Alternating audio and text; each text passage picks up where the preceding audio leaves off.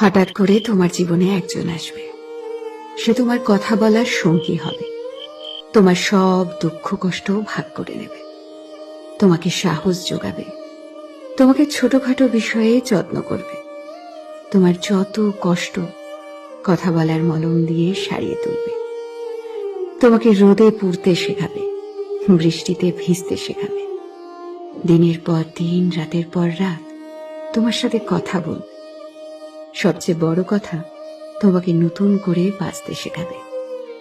তখন তোমার মনে হবে, হ্যাঁ, এইরকমই একজনকে আমি চেয়েছিলাম। অনেক বছর অপেক্ষার পর আমি তাকে পেয়েছি, আমার পাশে আছে একজন। তারপর যখন কথা বলার অভ্যেসটা তোমার বদঅভ্যেসে পরিণত হয়ে যাবে, তখন একদিন হঠাৎ করেই মানুষটা বদলে যাবে, তোমাকে ব্যস্ততা দেখাবে। সারাদিন অপেক্ষা করার পরেও একটা মেসেজ বা কল আসবে না, তুমি বারবার ফোন চেক করবে, কিন্তু তোমার অপেক্ষায় থেকে যাবে। প্রথম প্রথম দুই একবার কল করে তোমাকে বোঝাবে সে নিরুপায়, তার জীবনে খুব ব্যস্ততা, তাই সে সময় দিতে পারছে না।